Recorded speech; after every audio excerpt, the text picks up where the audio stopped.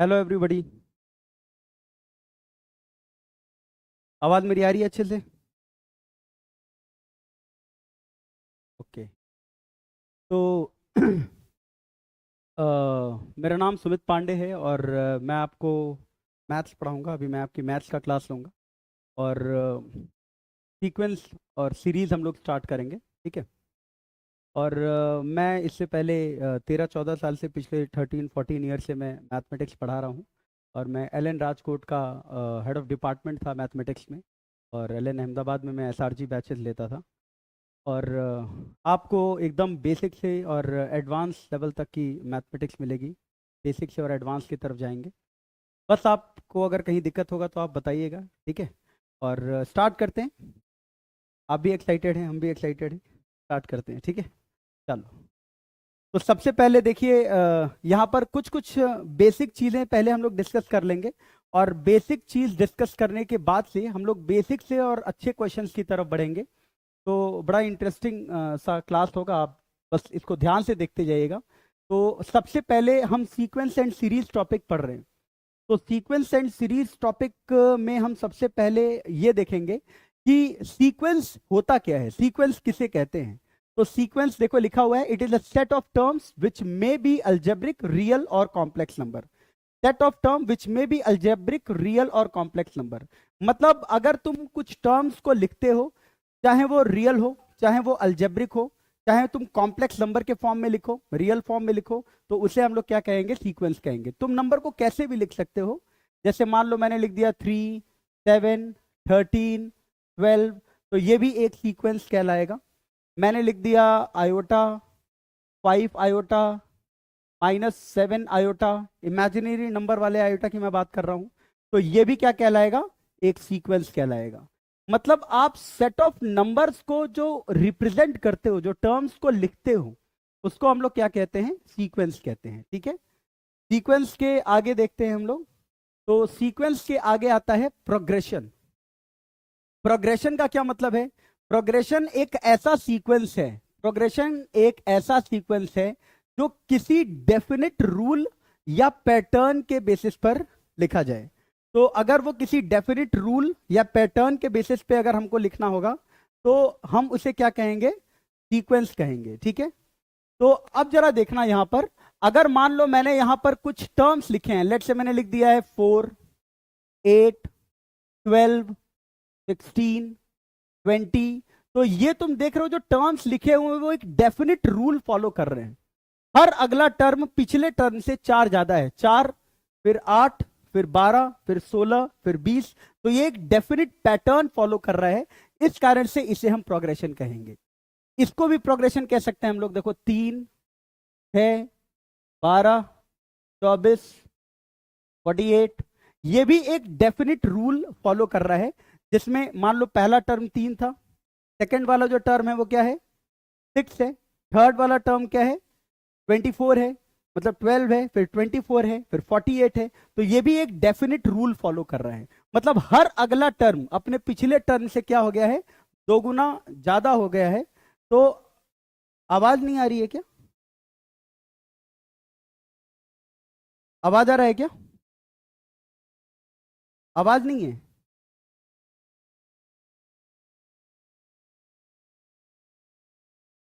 मेरी आवाज आ रही है? ठीक है। अब जरा देखिएगा। तो इसका क्या मतलब हुआ कि आपको ये दिख गया कि ये एक डेफिनेट रूल फॉलो कर रहा है। तो ये भी एक सीक्वेंस का, प्रोग्रेशन का फॉर्मेट हो गया। ठीक है। अब मान लो मैंने लिखा 1/1, 1/2, 1/3, 1/4। ये भी क्या है, ये भी प्रोग्रेशन का ही पार्ट है, क्योंकि ये भी एक डेफिनेट रूल फॉलो कर रहा है। और इसे हम लोग बाद में जाकर के एचपी कहेंगे। तुम देख रहे हो ना, डिनोमिनेटर में बड़े सिंपल तरीके से तुम चीजों को फॉलो कर पा रहे हो। 1, 2, 3, 4 डिनोमिनेटर में है, अगले वाले में तुम 1/5 कह दोगे। तो ये भी एक डेफिनेट रूल फॉलो कर रहे हो। इस कारण से हम इसे क्या कहते हैं, प्रोग्रेशन कहते हैं। ठीक है। तो प्रोग्रेशन का मतलब होता है सीक्वेंस को ही लिखना, लेकिन वो सीक्वेंस का जो पैटर्न होता है वो एक डेफिनेट पैटर्न होता है, जिसके बेसिस पे तुम कोई अगला टर्म बहुत आसानी से बता पाते हो। तो उसे हम लोग कहते हैं प्रोग्रेशन। ठीक है। अच्छा, प्रोग्रेशन के बाद अगर हम देखें, तो आइए जरा देखते हैं।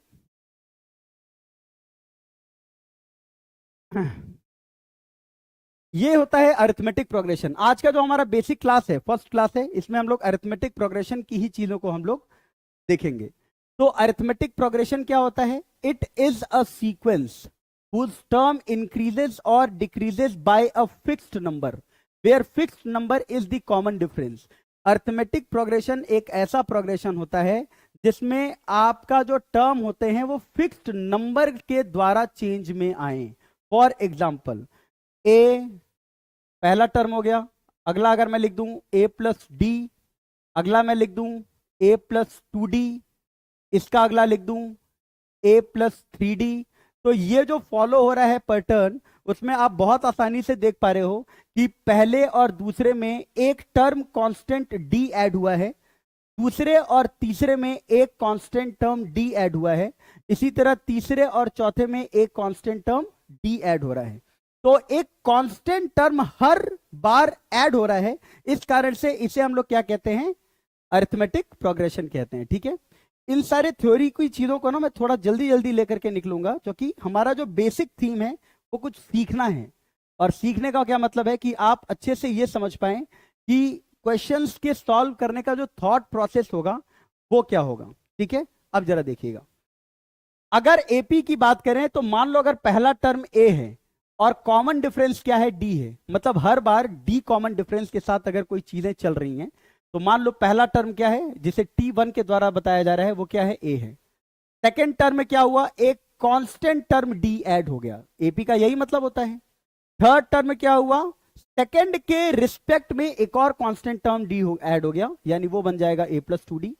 इसी तरीके से आप देख पा रहे हो कि T2 को आप A प्लस 1D कह रहे हो, T3 को आप A प्लस 2D कह रहे हो, तो जो Tn होगा उसे क्या कहोगे आप? A प्लस, देखो T3 को A प्लस 2D कहे हो तो Tn को क्या कहोगे? A plus n minus 1 into d, और ये हो जाएगा nth term of AP.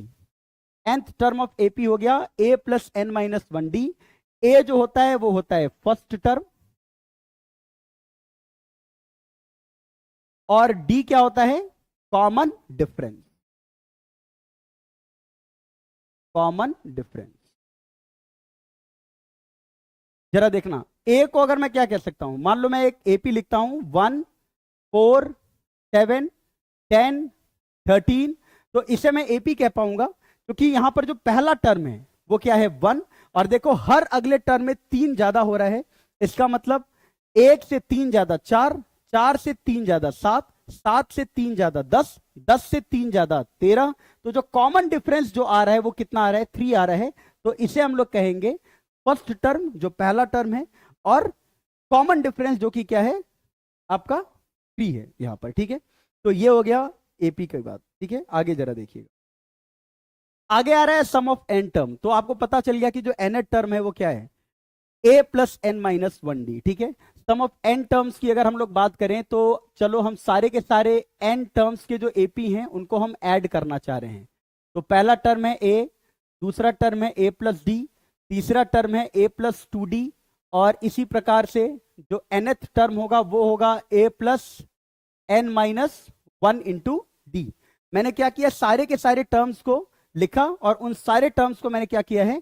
Add कर लिया है। ठीक है, इसी चीज को अगर मैं उल्टा पलट के लिखूंगा तो भी वो सेम ही रहेगा ना। जैसे मान लो 1 2 3, इन 3 चीज को तुम ऐड करो तो आप ये कितना हो जाएगा बताओ? 1 2 3 ऐड किए 6 हुआ, या 3 2 1 ऐड किए तो भी क्या हो जाएगा? 6 हो जाएगा।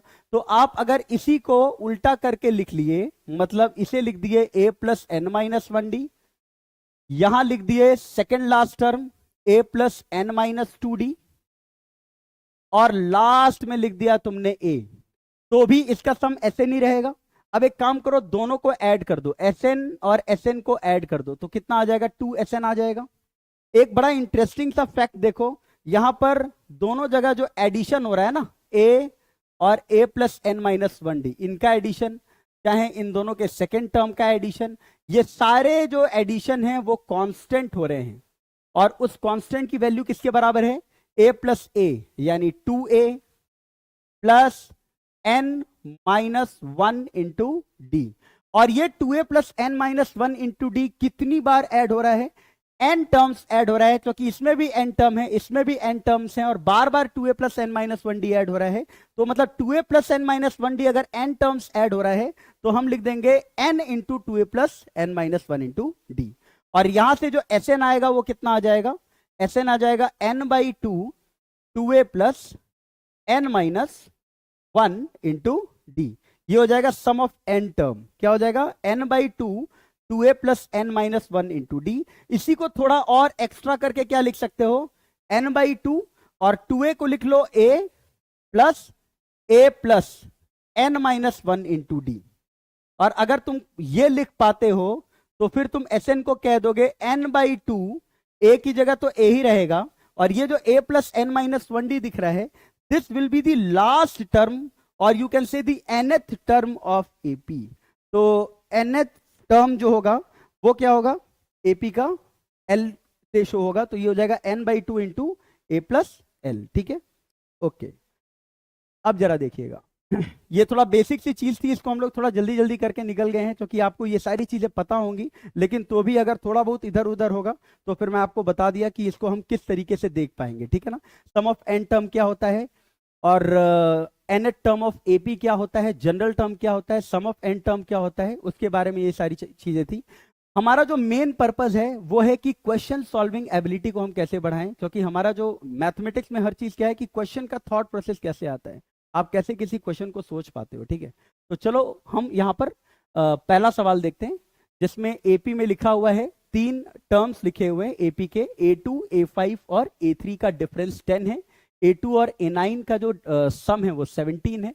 तो तुमको A यानी कि फर्स्ट टर्म और कॉमन डिफरेंस के बारे में बताना है। तो तुम्हें एक्चुअली में यहां पर क्या बताना है कि फर्स्ट टर्म और कॉमन डिफरेंस क्या होगा। तो एक बात तुम हमेशा समझ जाओ, कभी भी AP में अगर मैं तुमसे बोलूं कि बेटा AP का पांचवा टर्म लिखना है, तो आप डायरेक्टली पांचवें टर्म को क्या लिखोगे? A plus 4D। 10th term लिखना है तो आप क्या लिखोगे? A plus 9D। 12th term लिखना है तो आप क्या लिखोगे? A plus 11D। ठीक है, तो जरा देखो, A2 plus A5 minus A3 कितना दिया है? 10 दिया है, तो A2 की जगह क्या लिख लोगे? A plus D। A5 की जगह A प्लस 4D, और A3 की जगह A प्लस 2D। ठीक है, और इसकी वैल्यू किसके बराबर हो गई? 10 के बराबर। A2 प्लस A9 कितना हो गया? अगेन A2 हो गया A प्लस D, और A9 हो गया A प्लस 8D। ठीक है, और इसका जो सम है वो किसके बराबर है? 17 के बराबर है। तो अपने जरा इस वाले टर्म को देखो, मैं इसको क्या लिख सकता हूं? A और A कैंसिल, यानी यहां से तो A ही आएगा, 4D और D 5D, 5D minus 2D हो जाएगा 3D। तो A प्लस 3D की वैल्यू 10 हो गई। A प्लस A कितना हो गया? 2A, और 8D प्लस D कितना हो गया? 9D हो गया, और 2A प्लस 9D की वैल्यू 17 है। तो अगर इन दोनों को सब्ट्रैक्ट कर लोगे, ठीक है ना, तो यहां देख लेना एक बार, 2A प्लस 9D हो गया है, और ये हो गया है 2A प्लस 5D, और ये आ गया है A प्लस 3D। ठीक है, अगर इसको 2 से मल्टीप्लाई कर देंगे तो ये कितना हो जाएगा? 2A प्लस 6D हो जाएगा, और ये हो जाएगा 20। और अब इन दोनों को सब्ट्रैक्ट कर लो, अगर इन दोनों को सब्ट्रैक्ट कर लेंगे तो 3D कितना आ जाएगा? 17 माइनस 20 यानी माइनस 3। D की वैल्यू कितनी आ गई? Minus of 1। और D अगर माइनस 1 आ गया तो किसी भी एक इक्वेशन में D की वैल्यू पुट कर दो। D की जगह माइनस 1 पुट करेंगे तो कितना आ जाएगा? माइनस 3, और A हो जाएगा 10 प्लस 3 यानी कि 13।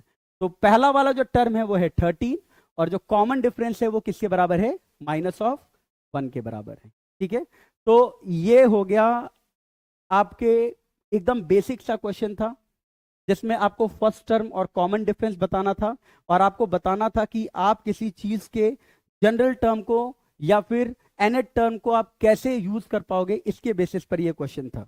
आगे बढ़ते हैं, और आगे देखो, ये क्वेश्चन यहां पर मैंने लिखा हुआ है, if pth, qth and rth term of an AP are respectively A, B and C। ठीक है, then find A into Q minus R plus B into R minus C, P plus C into P minus Q। तो pth जो term है AP का वो respectively क्या है? pth term. pth term क्या है? A है। qth टर्म क्या है? B है। और rth टर्म क्या है? C है। तो AP का pth टर्म A है, तो आप क्या लिख लोगे बताओ? AP का pth टर्म A है, यानी A plus P minus 1D जो है उसकी वैल्यू A है। और qth टर्म B है, तो A plus Q minus 1 into D जो है उसकी वैल्यू किसके बराबर है? बी के बराबर है। आर्थ टर्म सी है तो A plus R minus 1 into D की वैल्यू किसके बराबर है? सी के बराबर है।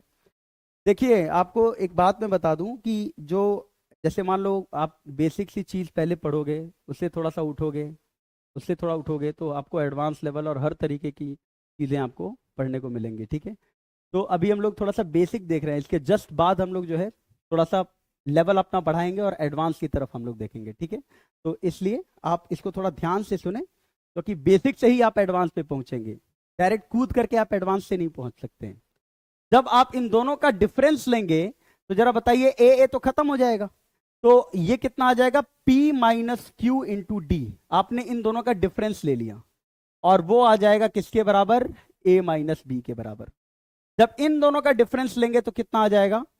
Q minus r into d, वो आ जाएगा B माइनस सी के बराबर। ठीक है, और अगर आप इन दोनों का डिफरेंस लेते हैं, इन दोनों का, तो यहां से आ जाएगा R minus P into D की वैल्यू C माइनस ए के बराबर आ जाएगी। तो ये तीन चीजें आ जाएंगी। अब जरा देखिएगा, अब अगर आपको ये निकालना है, आपको जो रिलेशन निकालना है वो निकालना है A into q minus r plus b into r minus p plus c into P minus Q. तो जरा देखो मैं इसको क्या लिख सकता हूं। Q माइनस आर की जगह तुम क्या लिख सकते हो? You can write Q minus r. Q minus r की जगह देखो क्या लिख सकते हो? Q माइनस आर की जगह तुम लिख सकते हो B minus C upon capital D plus B, यहां पर B आ गया। और R माइनस पी को क्या लिख सकते हो? R माइनस पी को, R माइनस पी को लिख सकते हो C minus A upon capital D plus C into P minus Q. तो P माइनस क्यू को क्या लिख सकते हो? P माइनस क्यू को लिख सकते हो, P माइनस क्यू को लिख सकते हो A minus b upon capital d. अब जरा एक बात बताओ, तुमको ये फील नहीं हो रहा है क्या कि ये साइक्लिक लिखा हुआ है? A into b minus c plus b into c minus a plus c into a minus b. और साइक्लिक चीजों का जो सम होता है वो कितना होता है? 0 होता है। तो ये 0 बाई डी हो गया, इसकी वैल्यू किसके बराबर आ गई? 0 के बराबर आ गई। आई बात समझ में? ठीक है, अब जरा देखना, आगे देखते हैं। अब जरा देखो, कुछ आगे की चीजों को देखते हैं। यहां पर आया है sum of first N natural number. तो sum of first N natural number का जो फॉर्मूला है वो कितना है? जरा देखो, sum of first N natural number का जो फॉर्मूला है वो है एन, और यहां देखो एक हल्का सा कैलकुलेशन एरर है, एन इंटू एन प्लस 1/2। मतलब 1 2 3 और एन तक का जो सम होगा वो कितना होगा? बोलो, एपी के फॉर्मूले से लगा लो, number of term by 2 into first term plus last term. तो n/2 इंटू एन प्लस 1 हो जाएगा। तो ये आपको याद होना चाहिए कि पहले n नेचुरल नंबर का जो सम होता है वो n/2 इंटू एन प्लस 1 होता है। Sum of first n odd natural number, ये भी एकदम आपको याद होना चाहिए, कई जगह ये डायरेक्टली इस्तेमाल में आ जाएगा। ठीक है, कि sum of first n natural number क्या होगा? तो sum of first n natural number का मतलब हो गया बेटा 1 3 5 7 और nth वाला टर्म होगा 2n माइनस 1। तो इसका जो सम होता है बहुत आसानी से निकाल लोगे तुम, एपी के फॉर्मूले से, number of term by 2 into first term plus last term. कितना आ गया जरा देखो तो, 2n इंटू एन बाई 2, कितना आ गया? n square. तो ये भी एकदम अच्छे से आपको याद होना चाहिए कि पहले n टर्म्स का जो सम होता है, ऑड टर्म्स का जो सम होता है, उसकी जो वैल्यू होती है वो किसके बराबर होती है? n स्क्वायर के बराबर। n ऑड नंबर्स का जो फर्स्ट n ऑड नंबर्स का जो सम होता है उसकी वैल्यू किसके बराबर होती है? n स्क्वायर के बराबर होती है। ये चीज आपको 100% याद होना चाहिए, डायरेक्टली आपको इसमें लिखना होगा। ठीक है, अब जरा देखो, आगे है sum of first n even terms. अगर पहले n इवन नंबर्स को ऐड किया जाए, मतलब 2 4 6 और इसका nth टर्म जो होगा वो 2n होगा, अगर इनको ऐड किया जाए तो ये हो जाएगा 2 कॉमन ले लो, और ये हो जाएगा 1 से लेकर के और n तक का एडिशन। और ये तो तुमको बहुत अच्छे से याद है, n प्लस 1 बाई 2 होता है। तो देखो ये कैंसिल हो गया और वैल्यू आ गई n इंटू एन प्लस 1। ठीक है, बोलो क्लियर है? तो ये भी आपको एकदम अच्छे से याद होना चाहिए कि n इवन नंबर्स का सम होता है n into n plus 1, n odd natural numbers का सम होता है n स्क्वायर, डायरेक्टली ये रिजल्ट में आएगा। और पहले n नेचुरल नंबर का जो सम होता है वो होता है n+1/2। ठीक है, अब जरा हम लोग अपने क्वेश्चन पर थोड़ा सा आगे बढ़ते हैं। एक चीज ये याद कर लो, इसको हम लोग आगे जाकर के इसको प्रूव भी करेंगे कि जो पहले n नंबर्स के स्क्वायर का जो सम होता है, ठीक है, पहले n नंबर्स के स्क्वायर का जो सम होता है वो होता है n+1 2n+1/6।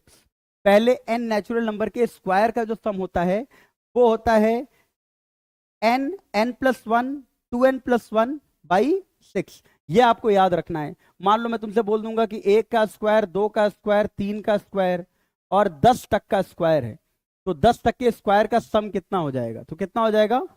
10 n+1 यानी कि 11, 2n+1 यानी कि 21/6। इसको जब सॉल्व करोगे तो कितना आ जाएगा? ये 3.5 में आ गया।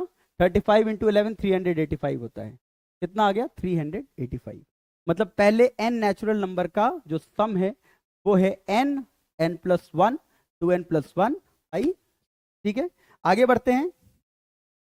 और इसमें आ गया भाई हाइलाइट्स ऑफ एपी। इसको भी जल्दी जल्दी करके देखते हैं कि हाइलाइट्स ऑफ एपी में क्या क्या चीजें हैं। अगर हर टर्म एपी का इंक्रीज कर दिया जाए, डिक्रीज कर दिया जाए, मल्टीप्लाई या डिवाइड कर दिया जाए किसी सेम नंबर से, नॉन जीरो नंबर से, तो जो रिजल्टिंग सीक्वेंस होता है वो एपी में होता है। मतलब मान लो तुम्हारे पास एक एपी का सीक्वेंस है 2 5 8 11, तो तुमने एक काम किया, सब में एक कांस्टेंट नंबर ऐड कर दिया, लेट्स से के ऐड कर दिया, सब में एक कांस्टेंट नंबर ऐड कर दिया, सब में एक कांस्टेंट नंबर ऐड कर दिया। तो अगर सब में एक कांस्टेंट नंबर ऐड कर दोगे तो अभी भी ये एपी में ही रहेगा और इसके कॉमन डिफरेंस पे भी कोई प्रभाव नहीं पड़ा। देखो पहले भी कॉमन डिफरेंस कितना था? 5 - 2 3, और अभी भी कॉमन डिफरेंस कितना है? 5 + k - 2 + k यानी कि 3। तो इसका मतलब क्या हुआ कि अगर आप एपी में कोई कांस्टेंट टर्म, सारे के सारे टर्म में कोई कांस्टेंट टर्म ऐड कर दिए या कोई कांस्टेंट टर्म सब्ट्रैक्ट कर दिए, लेकिन आप एक बात बताओ कि इसको हम कह सकते हैं क्या ऐसे कि इसमें जो कॉमन डिफरेंस है उसमें कोई अंतर नहीं पड़ा। अच्छा, यहीं पर अगर तुम +- k भी कर लो, मतलब -k भी कर दो, तो भी इसमें एपी में कोई फर्क नहीं पड़ेगा और कॉमन डिफरेंस अभी भी क्या रहेगा? 3 ही रहेगा। अगर कोई कांस्टेंट टर्म तुम इस एपी में मल्टीप्लाई भी कर दोगे ना, मान लो तुमने सब में कांस्टेंट टर्म मल्टीप्लाई कर दिया, ठीक है, अभी भी ये एपी में है। तुमने एक के नंबर उठाया और सब में मल्टीप्लाई कर दिया, तो अभी भी ये किस में होगा बोलो? अभी भी ये एपी में ही रहेगा। देख लो 2k 5k 8k 11k, इन दोनों का डिफरेंस करोगे तो कितना आएगा? 3k। इन दोनों का भी डिफरेंस करो तो कितना आ रहा है? 3k। और इन दोनों का भी डिफरेंस कर रहे हैं तो कितना आ रहा है? 3k। अब एक बात बताओ, यहां से ये पता चल गया कि जब अगर कोई भी एपी का सीक्वेंस है तो उसमें अगर मैं कोई constant number add, subtract, division, multiplication करूंगा तो मेरा एपी का सीक्वेंस बरकरार रहेगा।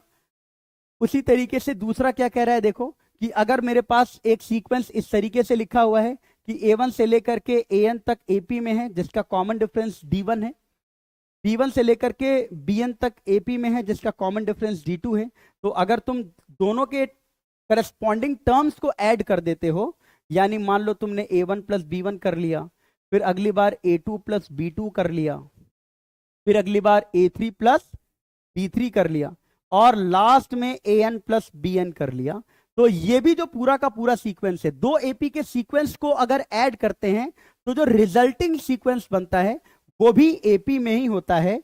और अब इसका जो कॉमन डिफरेंस होता है वो इन दोनों के कॉमन डिफरेंस का सम हो जाता है, वो इन दोनों के कॉमन डिफरेंस का सम हो जाता है। यहां से तुम चेक करके देख सकते हो कि अगर पहला टर्म A1 + B1 है और दूसरा टर्म A2 + B2 है, कैसे आया? दोनों के दोनों एपी के सीक्वेंस को ऐड करने पर आया। तो अब जो इनका कॉमन डिफरेंस होगा वो कितना आ जाएगा? A2 - A1 + B2 - B1। A2 - A1 कितना है? D1। B2 - B1 कितना है? D2। तो D1 + D2 आ जाएगा इसके ओवरऑल का कॉमन डिफरेंस। ठीक है, ओके, आगे देखते हैं फिर। If there are two different progression, ठीक है ना, if there are two different progression different progression, ठीक है ना, in AP, then the sequence formed by multiplying the corresponding term of both AP will not be in AP. ये जरूरी नहीं है कि अगर आप कोई दो AP को मल्टीप्लाई करें तो उनके करस्पॉन्डिंग टर्म्स को मल्टीप्लाई करें तो जो रिजल्टेंट बने वो AP में ही रहे। एग्जाम्पल के तौर पे देखो, मान लो मैंने एक AP लिख दिया 2 3 4 5 और एक AP लिख दिया 7 10 13, ठीक है ना, और 16 लिख लेते हैं, ठीक है। तो अब जो इनका सीक्वेंस आ रहा है वो अगर देखेंगे तो क्या आ रहा है, देखो ये भी AP में है जिनका कॉमन डिफरेंस 1 है, ये भी AP में है जिनका कॉमन डिफरेंस कितना है 3 है। अगर इनके रिजल्टेंट को मल्टीप्लाई कर दोगे तो जो नया सीक्वेंस बनेगा वो कितना बनेगा, 2 इंटू 7 14, 3 इंटू 10 30, 4 इंटू 13 52 और 5 इंटू 16 कितना बन गया 80।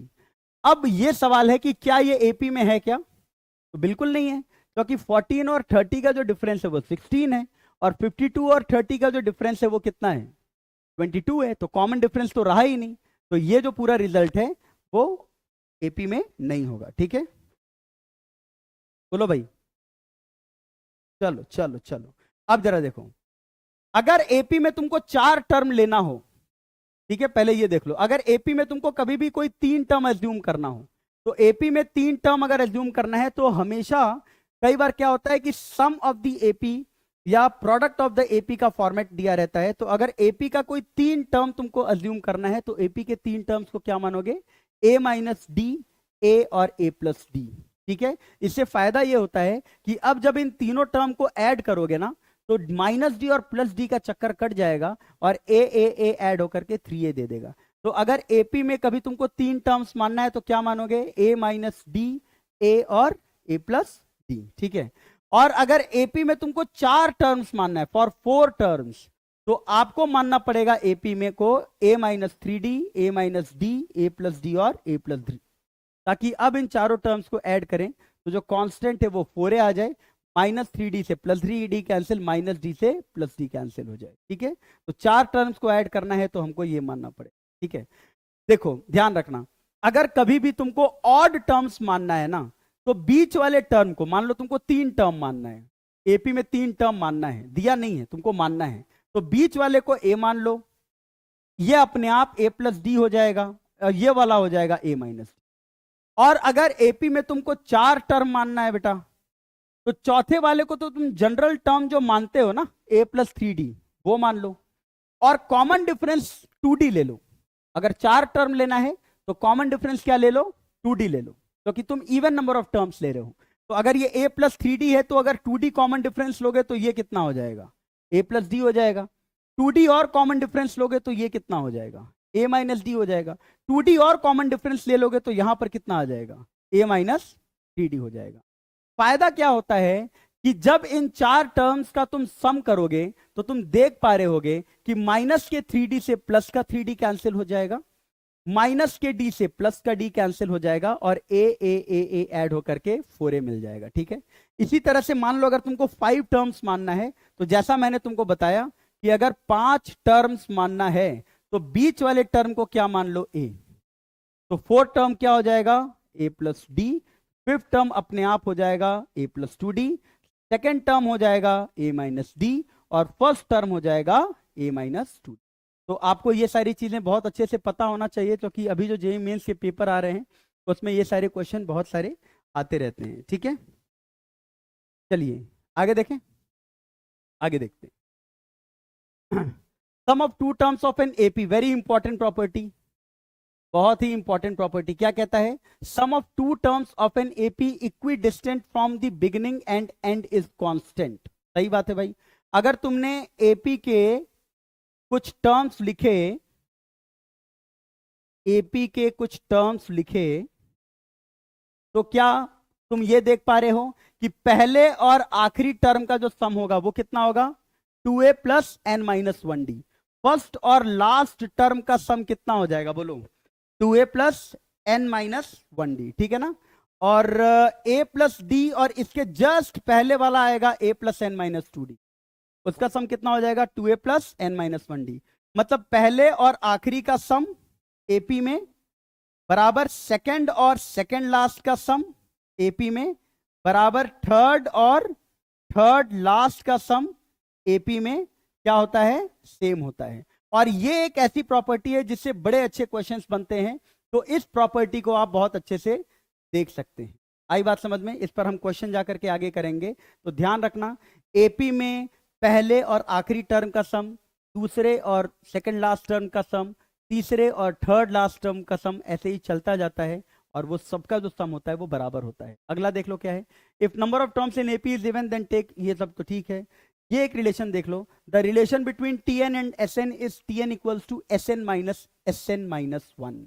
मतलब मान लो तुम्हारे पास 4 टर्म लिखे गए, और 4 टर्म में अगर तुमसे पूछा जाए कि तीसरा टर्म क्या होगा, क्या निकालना है, तीसरा टर्म निकालना है। तो अगर 4 टर्म दिया है और तीसरा टर्म निकालना है, तो क्या तुम यहां से एक काम नहीं कर सकते हो क्या, कि पहले 4 टर्म का सम ले लो और उसमें से घटा दो पहले 3 टर्म का सम। तो पहले 4 टर्म का सम अगर लोगे, दिस विल बी T4, पहले 4 टर्म का अगर तुम सम लोगे, उसमें से पहले 3 टर्म का सम घटा दिए, पहले 4 टर्म का सम ले लिया, और फिर पहले 3 टर्म का सम घटा दोगे, तो फिर फाइनली तुमको क्या मिलेगा, फाइनली तुमको फोर्थ वाला टर्म मिल जाए। इसका मतलब टीएन की वैल्यू क्या होती है, SN-SN-1।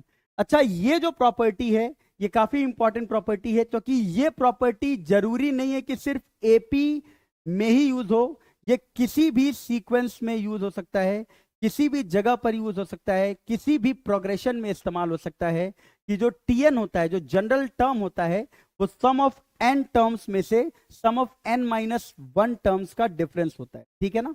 अब जरा देखना आगे, एबीसी एपी में होता है तो बीच वाले टर्म का 2 गुना पहले प्लस आखिरी के बराबर होता है, ये आपको पता होना चाहिए। ठीक है, ओके।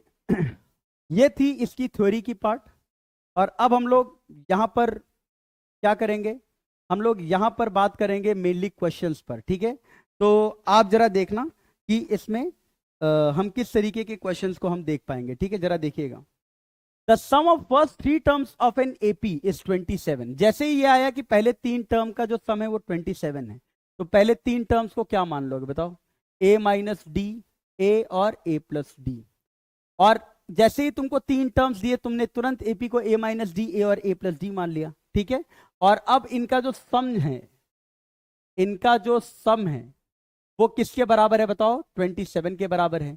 तो पहले वाले ही इक्वेशन से देखो a की वैल्यू पता चल गई, कितनी आ गई, a की वैल्यू 9 आ गई। ठीक है ना? तो 3 टर्म्स का सम दिया है, तो हमने तीनों टर्म्स को क्या मान लिया, a माइनस डी और a प्लस डी। उसके बाद कह रहा है कि सम ऑफ देयर स्क्वायर, इन तीनों टर्म्स के स्क्वायर का जो सम है, इन तीनों टर्म्स के जो स्क्वायर का जो सम है, उसकी जो वैल्यू है वो है 293। तो जरा देखो तो कितना आ जाएगा ओवरऑल, ए स्क्वायर प्लस ए स्क्वायर प्लस ए स्क्वायर कितना आ जाएगा, 3a square, D square plus D square कितना आ जाएगा, 2d स्क्वायर, माइनस का 2ad प्लस का 2ad कैंसिल हो जाएगा, इसकी वैल्यू आ गई 293। ए की जगह 9 पुट कर दो, तो 3 इंटू 9 का स्क्वायर कितना हो गया, 81 plus 2d square equals to 293, ये कितना है 243। तो 2d स्क्वायर कितना आ गया, 2d स्क्वायर आ गया 50 के बराबर, 2d स्क्वायर आ गया 50 के बराबर। और यहां से d की वैल्यू कितनी आ जाएगी, +-5, क्योंकि d स्क्वायर 25 है, तो d की वैल्यू क्या आएगी, +-5। d स्क्वायर 25 है तो d को सिर्फ 5 मत लिख देना, d स्क्वायर कितना आ जाएगा, +-5। आई बात समझ में? अब जरा देखो, d की जगह अगर तुम 5 रखोगे और d की जगह -5 रखोगे, तो जरा देखो d की जगह 5 रखने पर क्या आ जाएगा, a तो 9 है, तो पहला टर्म आ गया 9 माइनस d, यानी कि 9 माइनस 5, फिर क्या है a है यानी कि 9, और फिर क्या है a प्लस डी यानी कि 9 प्लस 5, यानी AP क्या क्या बन गया, 4 9 14। और अगर d की जगह -5 रखोगे तो 14 9 4, ये आ जाएगा इसका सीक्वेंस। आई बात समझ में? तो ये एक सिंपल सा क्वेश्चन था। आगे जरा बढ़ते हैं और थोड़ा थोड़ा लेवल बढ़ाते जाएंगे क्वेश्चन का। ठीक है, जरा देखना, ये देखो, sum of n terms of 2 APs are in the ratio 7n+1 is to 4n+27। ठीक है, बोलो। Sum of n terms of two APs are in the ratio 7n plus 1 is to 4n plus 27. Find the ratio of 11 term. तो अगर n term का जो सम है उसका ratio दिया है, दो अलग अलग सम ऑफ n टर्म्स है, उनका रेशियो दिया हुआ है। तो पहले तो दो अलग अलग सम ऑफ n टर्म्स हैं, तो उनका फर्स्ट टर्म और कॉमन डिफरेंस भी अलग अलग होगा बेटा। तो पहले वाले एपी का फर्स्ट टर्म स्मॉल ए मान ले रहे हैं और कॉमन डिफरेंस स्मॉल डी मान ले रहे हैं। दूसरे वाले एपी का फर्स्ट टर्म 2 कैपिटल ए मान ले रहे हैं और n-1 इंटू कैपिटल डी मान ले रहे हैं, और इसका जो वैल्यू है वो है 7n plus 1 upon 4n plus 27। अब जरा देखो ये कैंसिल आउट हो गया, लेकिन आपसे बोल रहा है कि 11th टर्म का रेशियो बताओ। तो 11th टर्म का रेशियो क्या होगा? T11 अपॉन T-11 होगा। 11th टर्म का रेशियो क्या होगा? T11 upon T-11। तो T11 क्या होगा बोलो? A प्लस 10D होगा, और T-11 कितना होगा? कैपिटल A प्लस 10D होगा। अब जरा बताओ इसमें तुम A कैसे लेकर के आओगे? तो A और कैपिटल A लेके आना है, तो तुम एक काम करो, क्या करो? 2 से डिवाइड कर दो। 2 से डिवाइड कर दोगे तो ये आ जाएगा A प्लस n-1/2D, और ये हो जाएगा A plus n-1/2 into capital D, और ये आ जाएगा 7n plus 1 upon 4n plus 27। ऐसा आ गया, ठीक है। अब जरा देखो तुमको T11 निकालना है। T11 निकालना है, इसका मतलब A प्लस 10D बनाना है, और A प्लस 10D बनाने का क्या मतलब हुआ? A प्लस 10D बनाने का मतलब हुआ कि यहां पर क्या चाहिए? यहां पर 10 चाहिए, यानी n-1/2 की वैल्यू क्या होनी चाहिए? 10 होनी चाहिए। यहां से n की वैल्यू कितनी आ जाएगी बताओ? 21 आ जाएगी। तो n की जगह अगर 21 रख देंगे तो हमारा काम हो जाएगा, क्योंकि 21 रखने पर यह आ जाएगा, जरा बताओ क्या? T11 अपॉन T-11, ठीक है। और n की जगह 21 रखने पर यह कितना आ गया? 21 into 7 plus 1 upon 4 into 21 plus 27। 147 plus 1 148 upon 84 plus 27 111। 37 में जाएगा ये 4/3, कितना हो जाएगा? 4:3 रेशियो हो जाएगा, ठीक है, 11 टर्म का। आई बात समझ में? बोलो बोलो बोलो बोलो बोलो बोलो भाई, ठीक है, ओके। चलो नेक्स्ट देखो बेटा। अब देखो कुछ अच्छे क्वेश्चंस देखते हैं। अभी तक हम लोग थोड़ा एवरेज टाइप का क्वेश्चन देख रहे थे, ठीक है, थोड़ा बेसिक देख रहे थे, और ये जरा देखो कुछ अच्छे क्वेश्चन हम लोग देखते हैं, ठीक है। चलो ये देखो क्वेश्चन आपके सामने है, x-2 into x-4 into x-6 into x-8 dot dot dot x-20, ठीक है। आपको बताना है कोफिशिएंट ऑफ x का पावर 9 एंड x का पावर 8, ठीक है। आप सबसे पहले तो ये बताओ कि अगर क्वेश्चन में x का पावर 9 और x का पावर 8 बताना है, तो मुझे एक बात बताओ, ये कंफर्म है क्या कि आप ऐसे कह सकते हो क्या कि इसको अगर तुम मल्टीप्लाई करोगे तो टोटल x का पावर कितना निकलेगा? अगर तुमने इन सबको मल्टीप्लाई कर दिया तो x का पावर मैक्सिमम कितना निकलेगा बताओ? x-2 इंटू 1 है, ये x-2 इंटू 2 है, वो x-2 इंटू 10 है, तो x का मैक्सिमम पावर तो 10 निकल गया। मतलब ये 10 डिग्री का पॉलिनोमियल है। बहुत अच्छे से समझने की कोशिश करना, ठीक है। यहां से क्वेश्चन आपको थोड़ा बढ़िया मिलेंगे बेटा, एडवांस लेवल के, ठीक है। जो मेंस टाइप के थे वो हम लोग देख लिए। अब इनका जब प्रोडक्ट किया तो तुमको क्या मिल गया? x का पावर 10, ठीक है। अब जरा देखो, अब आपको इसके बाद जो कोफिशिएंट आएगा वो आएगा x का पावर 9। अब मुझे एक छोटी सी बात समझाओ कि अगर मैं किसी क्यूबिक में x minus alpha into x minus beta into x minus gamma लिखता हूं तो ये क्या आता है बताओ? एक्स क्यूब आता है, उसके बाद माइनस एक्स स्क्वायर के साथ सम ऑफ द रूट आता है, ध्यान से समझना, और उसके बाद आता है प्लस एक्स के साथ जितना भी पॉसिबल पेयर ऑफ प्रोडक्ट होगा उन सबका सम आएगा, और उसके बाद आएगा product of the root, that is minus of alpha beta gamma. तो यहां पर जरा देखना, जब तुमने मैक्सिमम पावर निकाला तो मैक्सिमम पावर हो जाएगा कितना, x का पावर 10।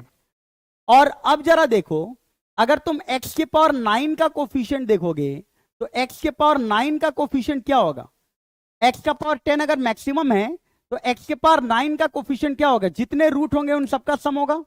जैसे x यहां x minus alpha into x minus beta into x minus gamma लिखा था, तो इनमें क्या आया था, एक्स क्यूब आया था, और एक्स स्क्वायर के साथ क्या आ गया था, सम ऑफ द रूट आ गया था alpha plus beta plus gamma.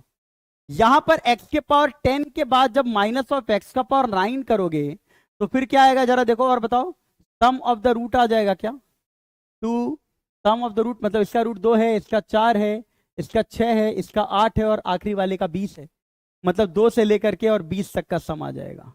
ठीक है ना, ये बात आपको शायद समझ में आ गई होगी। ओके, अब जरा देखिए, ठीक है।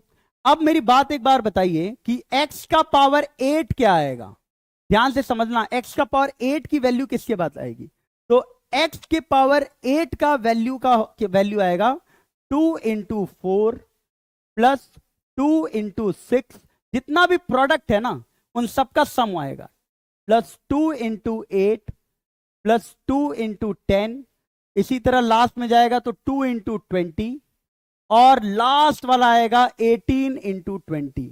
मतलब x के पावर 8 का जो कोफिशिएंट आएगा वो जितने भी रूट्स हैं उन सब के पेयर ऑफ प्रोडक्ट का समेशन आएगा।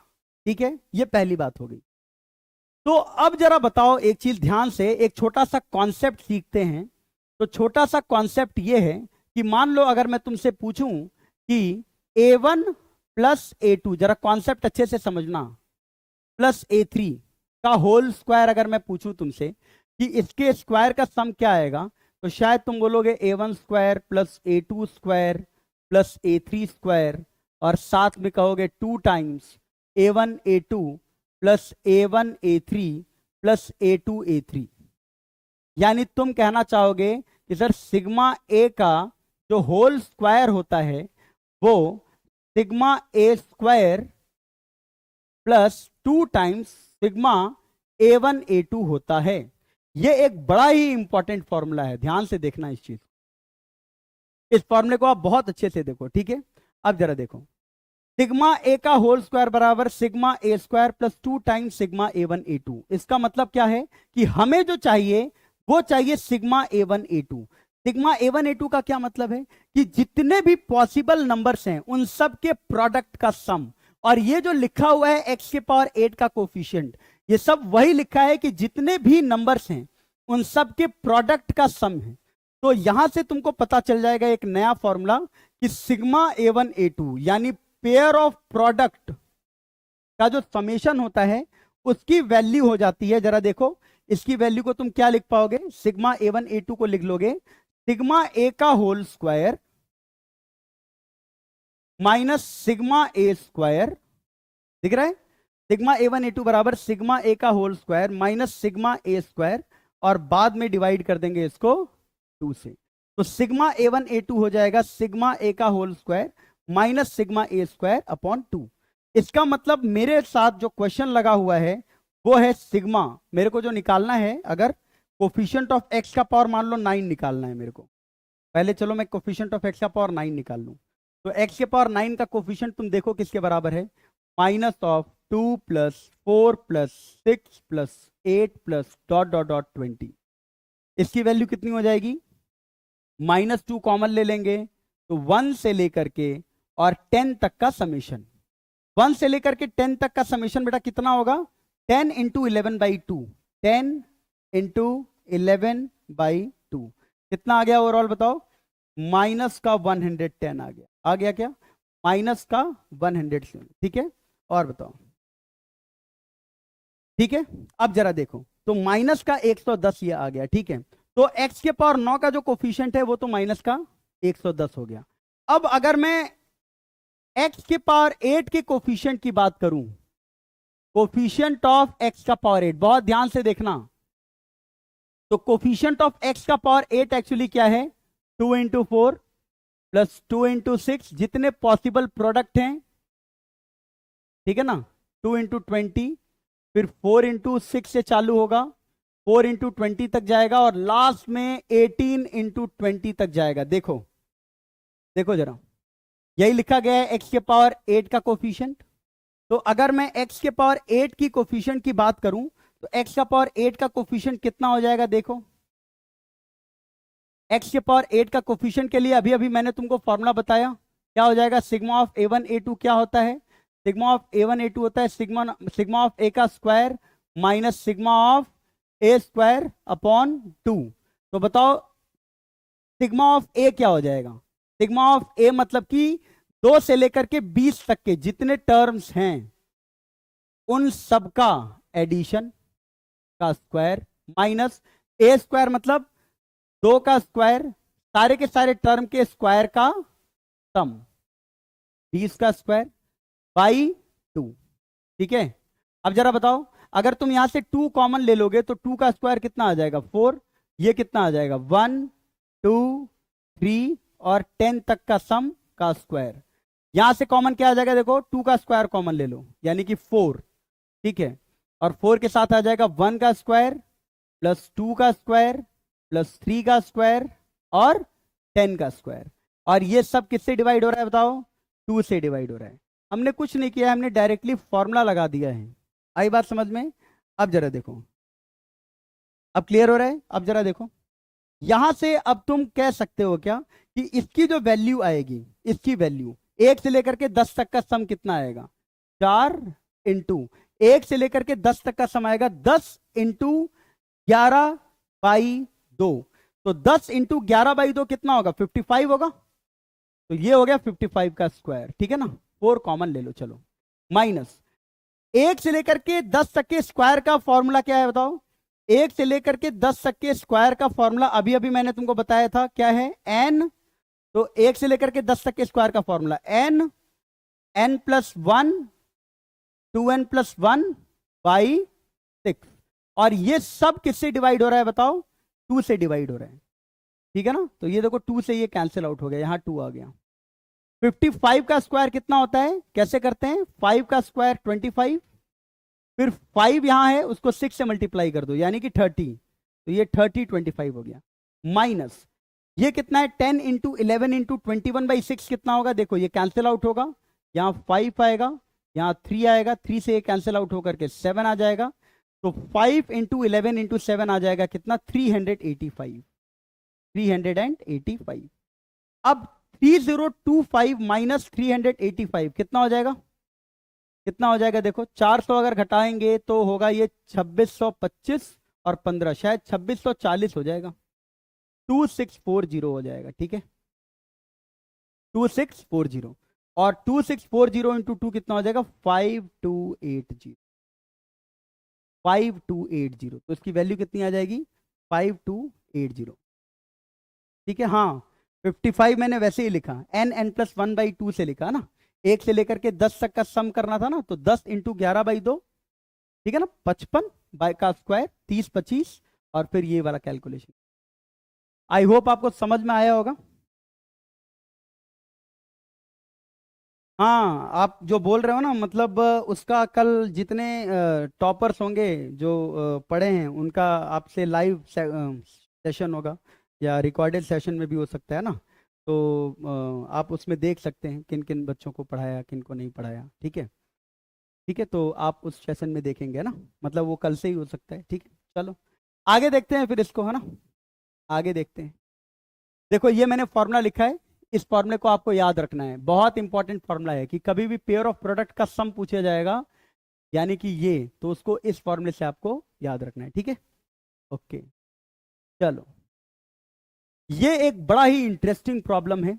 एक बार आप कोशिश करो, बहुत ही अच्छा प्रॉब्लम है। ठीक है, और देखो क्या होता है, एक बार ट्राई करो 2 मिनट के लिए। अच्छा क्वेश्चन है ये, अटेम्प्ट करो, एडवांस लेवल के क्वेश्चन हैं ये।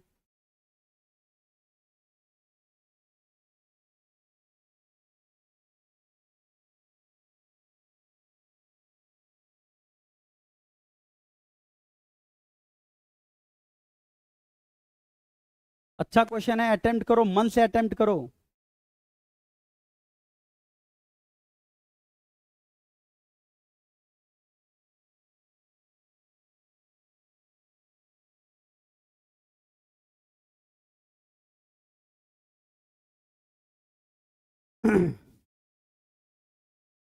चलो भाई, एक बार अटेम्प्ट किया जाए, इस क्वेश्चन को अटेम्प्ट करें बेटा। ओके, बोलो।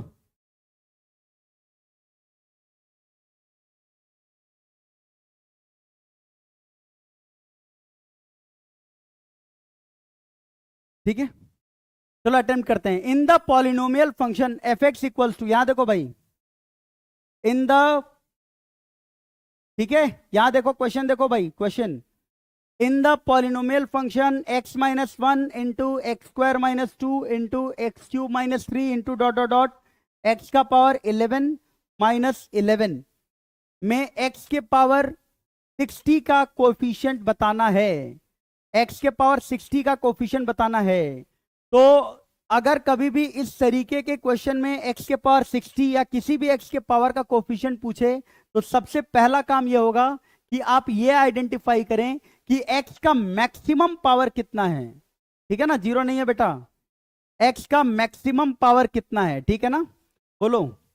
अब अगर आपको ये देखना होगा तो ध्यान से देखो, जो x का मैक्सिमम पावर आप देख पाओगे ना, बहुत ध्यान से देखना इस क्वेश्चन को, है ना, कॉन्सेप्चुअल क्वेश्चन है, और किसी भी बच्चे का कॉन्सेप्ट जो है वो क्वेश्चन के ही थ्रू बनेगा। और बेटा किसी भी चीज को करने के लिए आप डायरेक्टली एडवांस लेवल पे नहीं कूद सकते, पहले मेंस जाएंगे, थोड़ा बेसिक पहले समझाएंगे, और उसके बाद आप बहुत अच्छे अच्छे क्वेश्चंस करेंगे। ठीक है ना, कराने को तो मैं आपको ओलंपियाड लेवल का कराऊं, ठीक है, तो पहले आप मेंस के थ्रू एडवांस की तरफ चलिए। ठीक है, फिलहाल एक्स का जो मैक्सिमम पावर है वो जरा बताओ कितना है। तो यहां पर एक्स का पावर 1 है, यहाँ एक्स का पावर 2 है, 3 है, 4 है, 11 है, यानी एक्स का पावर होगा कितना मैक्सिमम, 1 से लेकर के 11 तक का सम, जो कि x का पावर 11 इंटू 12/2 होगा, यानी x का पावर मैक्सिमम कितना है, 66। ठीक है ना, x का मैक्सिमम पावर बोलो कितना है भैया, 66। समझ में आ रहा है कि नहीं, x का मैक्सिमम पावर बोलो 66 है, 66, समझ गए, समझे कि नहीं, बोलो। x का मैक्सिमम पावर 66 है, डायरेक्ट लिख रहा हूं, इतना पता चल गया तो। कैसे निकाले x का मैक्सिमम पावर, डायरेक्टली हमने x के मैक्सिमम पावर को निकालने के लिए सबके x के पावर्स को मल्टीप्लाई कर दिया, तो x का मैक्सिमम पावर आ गया 66। ठीक है, अब एक बात बताओ यार, अगर x का मैक्सिमम पावर 66 है, लेकिन क्वेश्चन में तुमसे x के पावर 60 की वैल्यू पूछी है, अब x का पावर 60 निकालने के लिए तुम्हें क्या करना पड़ेगा, x का मैक्सिमम पावर कितना है, 66 है, और तुमको x का पावर 60 निकालना है, तो 100% ये दिया है फैक्टर्ड फॉर्म में, देखो फैक्टर्ड फॉर्म में है। तो अगर x का पावर मैक्सिमम 66 है और आपको x का पावर 60 निकालना है, तो तुमको x का पावर 6 क्या करना होगा, बोलो, x का पावर 6 क्या करना होगा, उसमें से हटाना होगा, ताकि x का पावर 66 से x का पावर 60 आ पाए। तो x का पावर 60 कैसे आएगा, जरा सोचो, x का पावर 60 कैसे आएगा, तुमको x के पावर 66 से x का पावर 60 निकालने के लिए x का पावर 6 निकालना होगा। ठीक है, तो जरा देखो x का पावर 6 कैसे निकालोगे, सोचो। ये जो नंबर मल्टीप्लाइड हैं, ध्यान से देखना, बहुत ध्यान से देखना है इस क्वेश्चन को, नहीं तो समझ में नहीं आएगा ये। और ये कॉन्सेप्ट है बेटा, किसी तरह का प्रॉब्लम इस तरह का आएगा तो फिर कर लोगे, ध्यान से सुनना बस। ये जो नंबर मल्टीप्लाइड हैं, उनका अगर ध्यान पूर्वक तुम समझोगे तो ये तुमको समझ में आएगा कि अगर ये 3 टर्म्स हटा दिए तुम, x का पावर 6 टोटल निकालना था, तो यहां से x के पावर 1 से लेकर के x के पावर 11 तक का जो सम है x का पावर का मैक्सिमम, वो 66 है। अगर तुमने ये 3 टर्म हटा दिया, पहला 3 टर्म हटा दिया, तो पहला 3 टर्म अगर हटा दोगे, तब यहां से यहां तक का जो पावर होगा वो पक्का कितना होगा, x का पावर 60 यहां पर मैक्सिमम हो जाएगा। बाकी भी बहुत सारे पावर आएंगे, लेकिन मैक्सिमम यहां पर x का पावर 60 आ जाएगा, क्योंकि टोटल 60 के बाद 3 2 5, 3 2 5 1 6, ये x का पावर मैक्सिमम यहां पर 6 है, और यहां से x का पावर मैक्सिमम 60 है, तो ओवरऑल x का पावर 66 हो गया। लेकिन तुम्हें x का पावर 60 अगर निकालना है, तो तुम्हें क्या करना पड़ेगा, तुम्हें x के पावर 6 को हटाना पड़ेगा। तो x के पावर 6 को कैसे हटा सकते हो, x का पावर 1, x का पावर 2 और x का पावर 3 हटा दिए। जब इसको हटाए तो इसमें x के पावर 6 के अलावा बहुत सारे नंबर्स आएंगे, और कांस्टेंट के रूप में आएगा -3 -2 इंटू -1, यानी आएगा -6। बहुत ध्यान से समझना भाई, यहां आ रहा है x का पावर 60 मैक्सिमम, और यहां आ रहा है ये सारी चीजें और कांस्टेंट में -6। तो बताओ यहां से x के पावर 60 का कोफिशिएंट कितना हो गया? x के पावर 60 का कोफिशिएंट, अगर तुमने पहले 3 टर्म्स को हटा दिए जिसमें x का पावर टोटल मैक्सिमम 6 आ रहा था, तो उसको हटाने के बाद से x के पावर 60 का कोफिशिएंट आ गया कितना? -6। इसमें कोई दिक्कत वाली बात नहीं है। इसी तरीके से और x का पावर 6 ही तुमको हटाना है, क्योंकि x का पावर 66 तो टोटल है ही, उसमें से x का पावर 6 ही तो हटाना है। तो अगर अब तुम x का पावर 2 - 2, जितने तरीके से x का पावर 6 हटा सको, देखो मैं अब इस तरह से हटा रहा हूं। x का पावर 4 - 4 अगर ले लिया तो इसको भी हटा दिया, तो इसके अलावा x का पावर 2 - 2 और x का पावर 4 - 4 इसको हटा दिया, तो टोटल मैक्सिमम पावर x का पावर 60 हो। उसके अलावा भी बहुत सारे टर्म्स होंगे। तो यहां पर अब x के पावर 60 का कोफिशिएंट आएगा this constant into this constant, यानी कितना हो गया? 8 हो गया। तो अगर x का पावर 2 - 2 और x के पावर 4 - 4 को हटाते हो, तो अब x के पावर 60 का जो कोफिशिएंट आएगा दैट विल बी 8। कितना आ गया? 8 आ गया। अब और जरा सोचो थोड़ा अच्छे से कि x के पावर 6 और कैसे कैसे हटा सकते हो। तो तुम्हारे दिमाग में एक चीज और शायद आएगा, मेरे ख्याल से आना चाहिए कि सर, तुम हो सकता है बोलो कि सर x का पावर 5 - 5 और x -1 को भी हटा दीजिए। यहां से भी देखिए x का पावर 6 हट जाएगा, तो उसके अलावा जो x का मैक्सिमम पावर आएगा वो x का पावर 60 आएगा। इस केस में जो x के पावर 60 का कोफिशिएंट आएगा वो आएगा -1 इंटू -5, यानी कि +5। तो यहां से जो x के पावर 60 का कोफिशिएंट आया वो किसके बराबर आ गया? उसका कोफिशिएंट कितना आ गया? -5 इंटू -1, यानी कि +5। और एक बच गया, ये वाला जो चीज है वो बच्चे सबसे ज्यादा मिस करते हैं। बेटा 3 3 नहीं होगा, 3 3 नहीं हो पाएगा ना, क्योंकि x³ -3 के अलावा x³ थोड़ी ना है ताकि x का पावर 6 लिख पाओगे। ठीक है ना? इसमें जो एक चीज बच गया वो बच गया, देखो कि तुम x का पावर 6 -6 ही हटा दो, तुम x का पावर 6 -6 को ही हटा दो। इसका जो टर्म होगा ना एक x का पावर 6 -6, उसी को हटा दो। ठीक है? अब x का पावर 6 -6 को अगर हटा दोगे तो फिर क्या होगा जरा बताओ? x का पावर 6 -6 को हटा दोगे तो उसके अलावा मैक्सिमम पावर x का पावर 60 होगा, और भी बहुत सारी चीजें होंगे, लेकिन x के पावर 60 का जो कोफिशिएंट होगा वो कितना होगा? -6 इंटू x का पावर 60, क्योंकि ये है -6, x का पावर 6 -6 है, तो इसका मतलब x के पावर 60 का जो कोफिशिएंट आएगा x के पावर 6 -6 को बाहर करने के कारण से वो आ जाएगा -6, और ये आ जाएगा टोटल। अब यही x के पावर 60 के टोटल कोफिशिएंट्स हैं। तो अब जरा इनको ऐड करो और देखो कितना आ रहा है। 8 और 5 का एडिशन 13, 13 में से माइनस का 12 कर दो, 13 - 12 कितना हो गया? 13 - 12 हो गया 1, तो आंसर कितना आ जाएगा? 1। इसका मतलब यहां पर x के पावर 60 का जो कोफिशिएंट है उसकी वैल्यू किसके बराबर है? 1 के बराबर है। समझ में बात आई क्या? समझ में आया? बोलो बोलो बोलो बोलो भाई।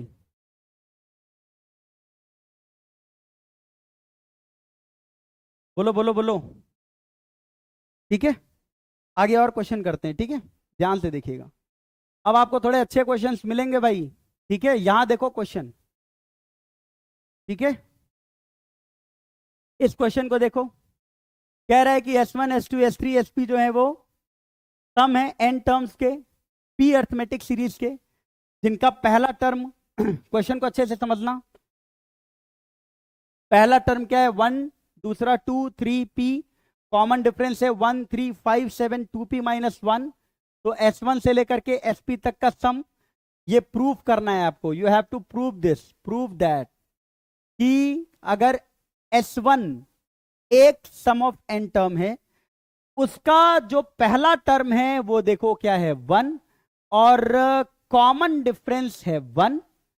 S2 एक और सीक्वेंस है, समेशन है, AP का समेशन है, उसका जो पहला टर्म है वो है 2, और कॉमन डिफरेंस है बेटा वो कितना है, p। इसी तरह से sp एक लास्ट n टर्म का सम है जिसका पहला टर्म है p और आखिरी टर्म है, सॉरी, कॉमन डिफरेंस है 2p-1। तो आपको बोल रहा है कि आप s1 से लेकर के sp तक का सम बता दो, ठीक है ना।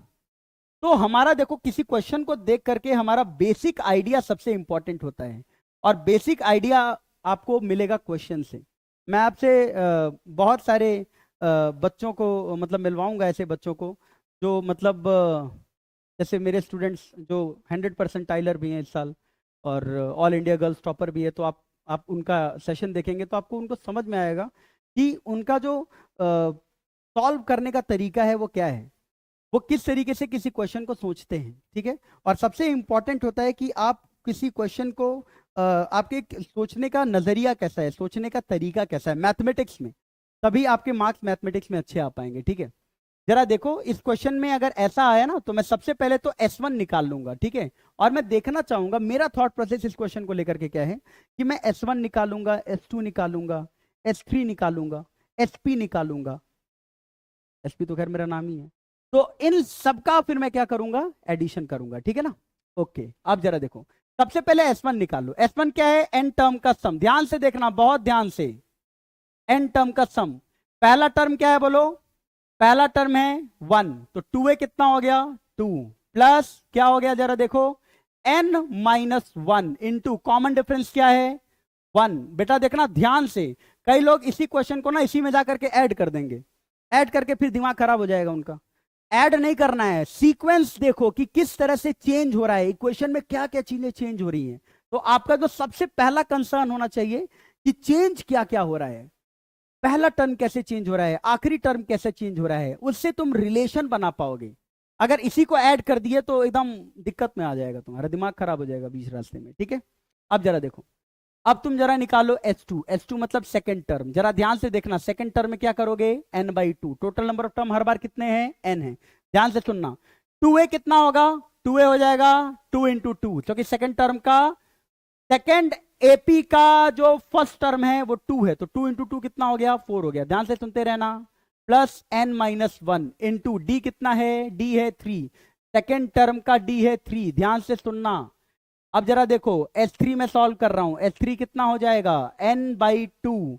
n/2 के बाद से बताओ थर्ड टर्म का पहला टर्म क्या है 3, तो 2a कितना हो जाएगा 6, और यहां आएगा n-1 इंटू d क्या है जरा बताओ, थर्ड टर्म का 5, तो 5 मल्टीप्लाई हो गया।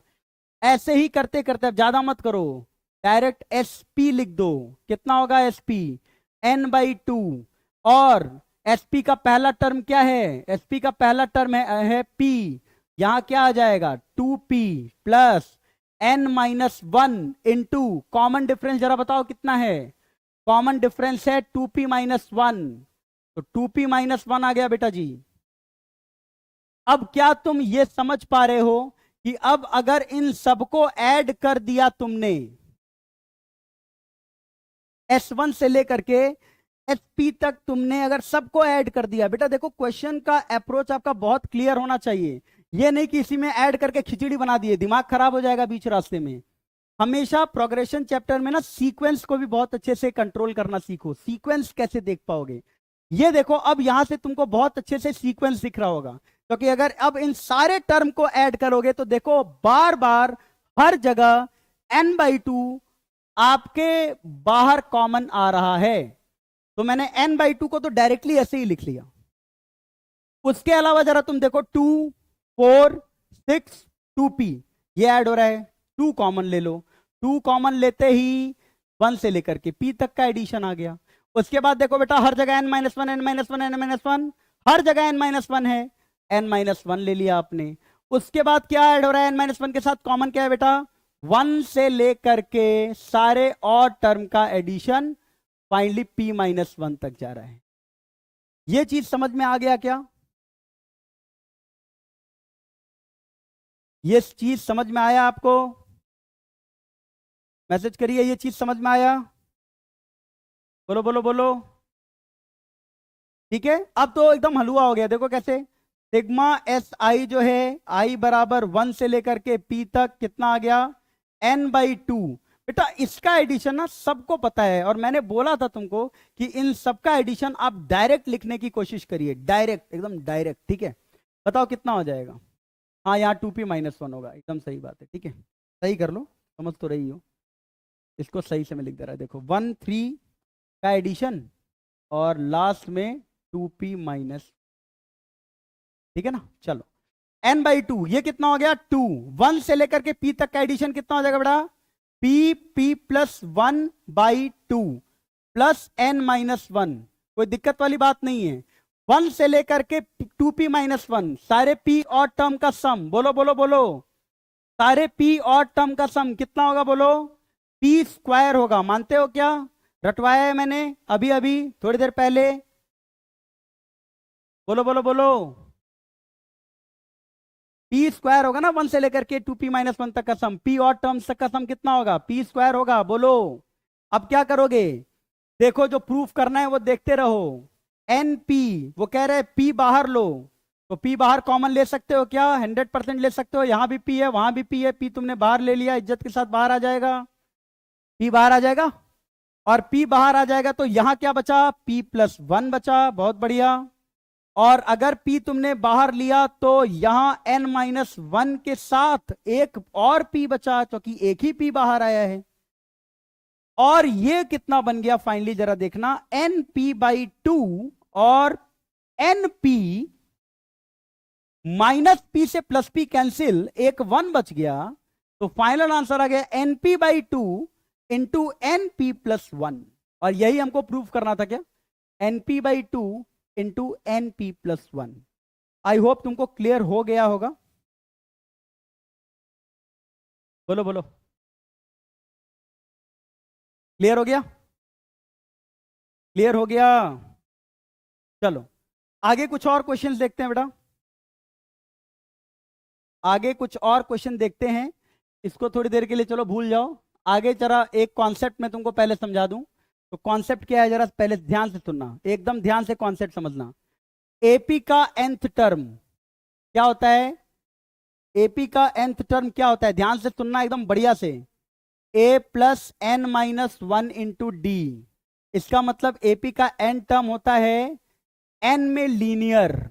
अगर मैं इसको n-d-d है ना, जिसमें a-d लिख दूं और प्लस nd लिख दूं, इसको एक नया टर्म a मान लूं और इसको मैं मान लूं a+nd, तो ये बताओ n में क्या आ गया है, लीनियर आ गया है ना। तो एपी का जो nth टर्म होता है वो क्या होता है, हमेशा n में लीनियर होता है, ध्यान से समझना। ओके अगर एपी का nth टर्म लीनियर होगा, और अगर इसका मतलब अगर tn बराबर किसी भी जनरल टर्म का nth टर्म अगर लीनियर दे दिया है, इसका मतलब तुम समझ जाना कि वो किस में है, एपी में है, इसमें तो कोई दिक्कत ही नहीं है। और अगर एपी किसी भी n टर्म का, किसी भी चीज का कोई प्रोग्रेशन है, उसका अगर n टर्म लेट से n में क्वाड्रेटिक दे दे, तो तुम समझ जाना कि ये एक ऐसा सीक्वेंस है जो एपी में नहीं है। उस सीक्वेंस का डिफरेंस किस में होगा बोलो, एपी में होगा। उस सीक्वेंस का डिफरेंस किस में होगा, एपी में होगा, बोलो यार। उस सीक्वेंस का डिफरेंस किस में होगा, एपी में होगा। होगा क्या, difference of this progression, difference of progression in AP, difference of progression is in AP, difference of progression is in AP.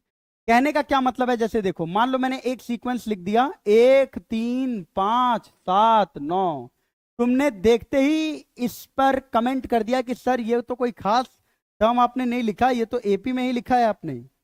तो यहां पर जो तुम tn मानोगे वो क्या मानोगे, बोलो a+bn मान लोगे, कोई दिक्कत वाली बात नहीं है, क्या मान लोगे, a+bn। लेकिन अगर मैंने एक सीक्वेंस लिखा 1 3 6 10 15 21, तो अभी तो ये एपी में नहीं है, देख लो ना, इनका कॉमन डिफरेंस करोगे तो वो कॉमन नहीं आ रहा है, इनका डिफरेंस, टर्म्स का डिफरेंस करोगे तो कॉमन नहीं आ रहा है। बल्कि इनके टर्म्स का अगर डिफरेंस करोगे तो 2 आया, इन दोनों का डिफरेंस 3 आया, इन दोनों का डिफरेंस 4 आया, इन दोनों का डिफरेंस 5 आया, इन दोनों का डिफरेंस 6 आया।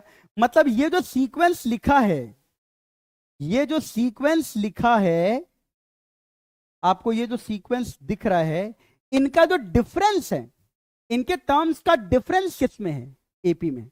तो अगर इनके टर्म्स का डिफरेंस एपी में है तो इस वाले टर्म का जो जनरल टर्म तुम लिखोगे वो लिखोगे एन में क्वाड्रेटिक। याद रखना। अब सवाल यह आता है कि एबीसी कैसे निकालेंगे? बोलो, सवाल यह आता है कि एबीसी कैसे निकालेंगे? तो एबीसी निकालने के लिए एन की जगह 1 रख दो।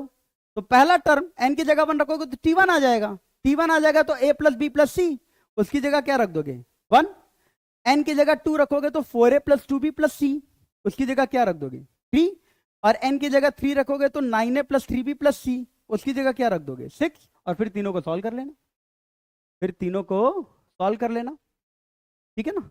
मतलब अगर कोई प्रोग्रेशन है उसके डिफरेंस, बेटा बहुत जरूरी बात है, ध्यान रखना, अगर कोई प्रोग्रेशन है उसके डिफरेंस, टर्म्स के डिफरेंस अगर करो और वो अगर एपी में है तो टीएन होगा एन में क्वाड्रेटिक। ठीक है?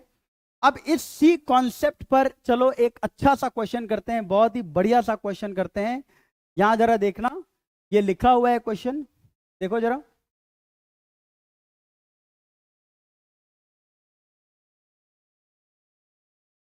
देख लो भाई, ध्यान से देखो क्वेश्चन, देखो और समझने की कोशिश करो। ठीक है? कह रहा है कि भैया पहला जो टर्म है वो है 1, दूसरा वाला जो रो है उसके टर्म से 2 और 3, तीसरा वाला जो रो है उसके जो टर्म्स हैं वो है 4, 5 और 6। तो जो nth रो होगा, मेरी बात समझ रहे हो? जैसे मैं बोलूंगा, मेरे से कोई पूछ दे कि इसके बाद वाला रो क्या होगा, तो क्या लिखूंगा? 7, 8, 9, 10। तो चौथा जो रो है वो है 7, 8, 9, 10। तो कह रहा है कि आप एक काम करो, आप nth रो का सम बता दो। बड़ा सिंपल सा बात करता है कि आप nth रो का सम बता दो। तो nth रो का सम बताने के लिए देखो बच्चे 2 काम कर सकते हैं। देखो जो 2 काम तुम करोगे वो ये कर सकते हो कि तुम जो nth रो आएगा, लेट से यहां पे nth रो लिखा है, उसका कुछ ना कुछ फर्स्ट टर्म आ रहा होगा। तो या तो तुम nth रो का, बहुत ध्यान से सुनना, बहुत इंपॉर्टेंट ट्रिक बताऊंगा इसमें, ठीक है ना? एक काम ये कर सकते हो कि यहां पर तुम जो nth वाला टर्म आ रहा है ना, उसका तुम फर्स्ट टर्म निकाल लो। nth टर्म का अगर तुमने फर्स्ट टर्म निकाल लिया, देखो थॉट प्रोसेस क्या होना चाहिए क्वेश्चन के सोचने का, समझो, सबसे इंपॉर्टेंट वही है। ठीक है? तो nth वाले रो का तुम पहला टर्म निकाल लो। nth वाले रो का पहला टर्म कैसे निकालोगे? देखो, nth रो के पहले टर्म के लिए सबका पहला टर्म का सीक्वेंस देख लो, 1, 2, 4, 7, 11, ये है सीक्वेंस। और अगर तुम थोड़ा सा और ध्यान दोगे तो तुमको ऐसा महसूस होगा कि ये जो लिखे हुए टर्म्स हैं वो किसमें हैं? एपी में। मतलब इनके डिफरेंस का टर्म एपी में है। तो आप इसमें टीएन लिख सकते हो an square plus bn plus c, ये आप टीएन लिख सकते हो। बोलो।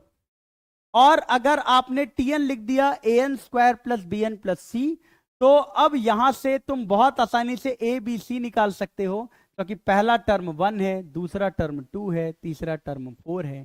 तो इसके बेसिस पे आपको ए बी सी निकाल लेना हो। ये थोड़ा सा कैलकुलेटिव है। कैसा है? कैलकुलेटिव है। ठीक है? तो हम क्या करेंगे, थोड़ा सा बुद्धि लगाएंगे। बुद्धि क्या लगाना है, जरा ध्यान से देखना। इसमें हल्का सा अगर आपकी क्षमता सोचने की बढ़िया है ना, तो आप इस क्वेश्चन को बहुत आराम से कर लोगे। कैसे करोगे, जरा ध्यान से देखो। मैं क्या करूंगा, ध्यान से देखो। मैं यहां पर एक काम करता हूं, देखो, पहले टर्म, पहले रो का पहला टर्म कितना है? 1। बहुत ध्यान से सुनना, पहले रो का पहला टर्म क्या है?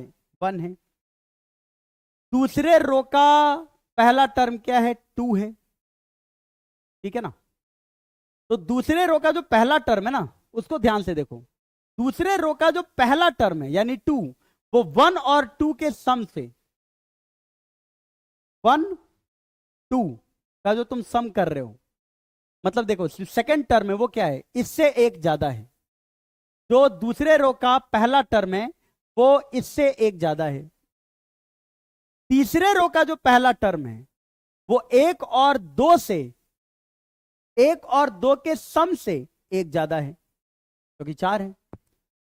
चौथे रो का जो पहला टर्म है वो एक, दो और तीन, ध्यान से सुनना, एक, दो और तीन के सम से एक ज्यादा है।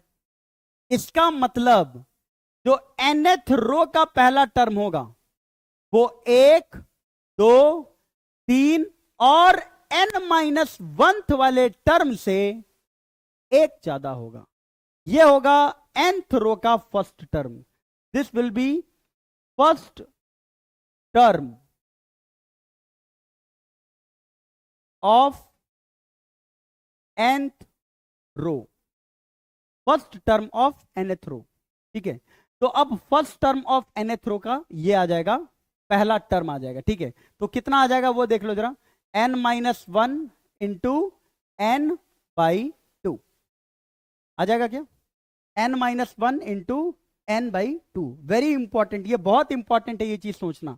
मेरे ख्याल से तुमको समझ में आया होगा ये चीज कि इसको हम कैसे देख पा रहे हैं। आपको ये वाला चीज समझ में आया कि nth रो का फर्स्ट टर्म होगा वो n इंटू n-1/2 होगा। बोलो, देखो फिर से मैं एक बार बता दे रहा हूं, ठीक है, सुन लो, फिर से एक बार सुन लो ध्यान से। देखो, पहला ये जो दो है, जो सेकंड रो का फर्स्ट टर्म है, मैं सबके फर्स्ट टर्म की बात करूंगा। सेकंड रो का फर्स्ट टर्म, ध्यान से देखो, अभी समझ में आ जाएगा, ध्यान से देखो, समझ में आ जाएगा भैया। सेकंड रो का फर्स्ट टर्म 2 है, वो इस 1 से एक ज्यादा है। इतना क्लियर हो गया, क्लियर हो गया होगा। थर्ड रो का जो फर्स्ट टर्म है वो 1 और 2 के सम से एक ज्यादा है, 1 + 2 + 1 है, ये भी क्लियर हो गया। फोर्थ रो का जो फर्स्ट टर्म है यानी 7, वो 1, 2 और 3, पहले तीन टर्म्स के सम से एक ज्यादा है, पहले तीन टर्म के सम से एक ज्यादा है। आई बात समझ में। इसी तरीके से जो nth टर्म होगा, मान लो इसके बाद जो टर्म आएगा वो यहां पर क्या आएगा, 11 आएगा। ठीक है ना, मतलब पहला, दूसरा, तीसरा, चौथा, पांचवें रो का पहला टर्म क्या आएगा, 11 आएगा। तो पांचवें रो का अगर पहला टर्म 11 आएगा तो वो क्या होगा, वो पहले चार नेचुरल नंबर के सम से एक ज्यादा आ रहा है। देख लो, पांचवा रो का पहला टर्म पहले चार नेचुरल नंबर के सम से एक ज्यादा आ रहा है। तो nth रो का पहला टर्म पहले n-1 नेचुरल नंबर के सम से एक ज्यादा आएगा। बोलो, पांचवें रो का पहला टर्म पहले चार नेचुरल नंबर के सम से एक ज्यादा है। चौथे रो का पहला टर्म पहले तीन नेचुरल नंबर के सम से एक ज्यादा है। एक, दो, तीन का ऐड करो और एक और ऐड कर लो। तीसरे रो का पहला टर्म पहले दो नेचुरल नंबर के सम से एक ज्यादा है। तो nth रो का पहला टर्म पहले n-1 नेचुरल नंबर्स के सम से एक ज्यादा होगा। बोलो, समझ में आया कि नहीं, बोलो। ठीक है, तो अब जरा बताओ ये कितना हो जाएगा, n-1 इंटू n/2 हो जाएगा। ठीक है, यहां से आप इस चीज को देख पा रहे हैं क्या कि अगर इसका पहला टर्म है n-1 इंटू n/2, ये इसका फर्स्ट टर्म हो गया। देखना जरा ध्यान से, क्या हो गया ये, nth रो का फर्स्ट टर्म, nth रो का फर्स्ट टर्म, nth रो का फर्स्ट टर्म हो गया n-1 इंटू n/2। ठीक है, तो बस आप ऐड कर लो, क्योंकि total sum of n terms कितना होगा ऑफ nth रो, कितना हो जाएगा जरा बताओ। Total number of term n होंगे बाई 2 इंटू 2a, इसमें एक और जोड़ना पड़ेगा, तो कितना हो जाएगा 2 इंटू a क्या है, n-1 इंटू n/2 + 1, ये तो 2a हो गया, प्लस क्या हो जाएगा n-1 into d, common difference कितना होगा, 1 ही होगा। यही इसका फाइनल आंसर हो जाएगा। आई होप तुमको समझ में आ गया। बोलो, समझ में आ गया क्या, बोलो बोलो बोलो। ये कितना हो जाएगा जरा ध्यान से देखो, अब थोड़ा और कैलकुलेशन कर लेते हैं। S n equals to n by two, ठीक है ना। ये कितना आ जाएगा जरा ध्यान से देखना, 2 टाइम्स, ये आ जाएगा n square minus n plus two, n square minus n square minus n plus two by two. समझ में आया कि नहीं? N square minus n plus two by two, ठीक है ना। और साथ में एक एन माइनस वन और ऐड हो रहा है, ठीक है। ये देखो ये कैंसिल आउट हो गया, एस एन कितना हो गया, एन बाई टू। इसके बाद जरा देखो, एन से एन खत्म, एन स्क्वायर के साथ एक वन ऐड हुआ है, काम खत्म हो गया। ये आंसर है। Sum of N terms in the row will be N by two into N square plus one. ये क्वेश्चन लेंदी नहीं है बेटा, ये क्वेश्चन लेंदी नहीं है। ये क्वेश्चन सिर्फ और सिर्फ आपको ध्यान देने के लिए है कि अगर आपने ये कैच कर लिया, ये कैच कर लिया, तो आपके लिए ये क्वेश्चन कुछ नहीं है। और जेई में सबसे इंपॉर्टेंट होता है कि आप क्वेश्चन कैच कैसे करेंगे। ये क्रिकेट का कैच में नहीं है, इसको कैच आप सिर्फ इससे कर पाएंगे कि आपने क्वेश्चन कितने तरीके से किया है। आई बात समझ में? क्वेश्चन अगर आप ज्यादा किए रहेंगे तो आप क्वेश्चन को बहुत अच्छे से कर पाएंगे। अच्छे क्वेश्चंस किए होंगे तो क्वेश्चन का आपका जो थिंकिंग प्रोसेस है वो बहुत अच्छा होगा। कम क्वेश्चन करेंगे तो मैथ्स में नंबर कम आएगा, और यही खेल होता है एडवांस में मैथ्स का, ठीक है। चलो एक और क्वेश्चन देखते हैं। ये देखो, ये क्वेश्चन देखो एक बार, ठीक है।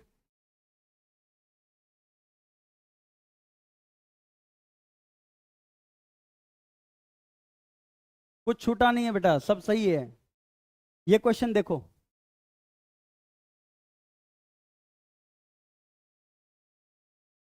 बोलो बोलो। इसकी वैल्यू बतानी है कि एस एन कह रहा है denote sum of N terms of AP then S of N plus three minus three S of N plus two plus three S of N plus one बराबर lambda S N, then find lambda. तो इस तरह के question में तुमको खट से तुम्हारा दिमाग काम करना चाहिए कि अरे ये तो एस एन और एस एन माइनस वन का डिफरेंस लिखा हुआ है। देखो, यहाँ एन प्लस थ्री है तो यहाँ एन प्लस टू है, यहाँ एन प्लस टू है तो यहाँ एन प्लस वन है, यहाँ एन प्लस वन है तो यहाँ एन है। ये सबसे इंपॉर्टेंट इस क्वेश्चन का कैच है कि अगर हमने देखा कि अरे एक तो एस एन लिखा है और एक उससे एक कम, ठीक है, तो आप डायरेक्टली क्या कहेंगे, देखो एस एन प्लस थ्री को एक एस एन प्लस टू में माइनस कर दो, इसे लिख दो minus S N plus two और minus two S N plus two, ऐसे लिख लिया। और यहां minus two S N plus two है ना, तो इसका प्लस का two S N plus two लो। क्यों? तो कि हमारा तो बस एक ही फंडा है कि एस एन और एस एन माइनस वन का डिफरेंस लिखे, एस एन और एस एन माइनस वन का डिफरेंस क्रिएट करें। तो वही हम लोग कर रहे हैं यहां पर, देख लेना जरा, माइनस का two S N plus two और प्लस का टू एस एन प्लस, ठीक है ना। ये सॉरी, यहां पर एस एन प्लस वन कर ले, ठीक है ना। और एक एस एन प्लस वन बच गया यार, एक एस एन प्लस वन बच गया। उसके साथ क्या माइनस हो रहा है बताओ, एस एन। अब जरा बताओ, s N plus three minus S N plus two कितना होगा? याद करो, याद करो, एस एन और एस एन माइनस वन का डिफरेंस क्या होता है? टीएन होता है। एस एन और एस एन माइनस वन का डिफरेंस क्या होता है? टीएन होता है। आई बात समझ में? अब जरा देखो, अगर ये टीएन है तो ये क्या लिखा है, टी एन प्लस थ्री, ठीक है ना। ये टी एन प्लस थ्री लिखा है, माइनस टू कॉमन ले लो यार। ये क्या लिखा है जरा बताओ, माइनस टू कॉमन ले लोगे तो s N plus two minus S N plus one होगा। तो s N plus two minus S N plus one हो जाएगा टी एन प्लस टू। और ये कितना हो जाएगा, s N plus one minus S n, यानी ये कितना हो जाएगा, टी एन प्लस वन, ठीक है ना। अब इसको थोड़ा सा और स्टाइल में लिख लो, बढ़िया से बुद्धि लगा करके, टी एन प्लस थ्री और एक टी एन प्लस टू यहां से ले लो, माइनस का टी एन प्लस टू, ठीक है बेटा। एक माइनस का टी एन प्लस टू है और एक प्लस का टी एन प्लस वन है, तो माइनस कॉमन ले लोगे तो ये आ जाएगा t N plus two minus T N plus. और ये क्या है बेटा, t N plus three minus T N plus two, ये तो कॉमन डिफरेंस आ गया ना, टी, ठीक है। और इसमें से आपने क्या कर दिया, माइनस कर दिया, T N plus two minus T N plus one, वो भी क्या है बेटा, टी। डी माइनस डी कितना हो गया, सन्नाटा, खत्म। आंसर क्या आ जाएगा, जीरो। बोलो बोलो बोलो बोलो, आंसर कितना आ गया, जीरो। कहीं दिक्कत है तो बताओ, ध्यान से देख लो।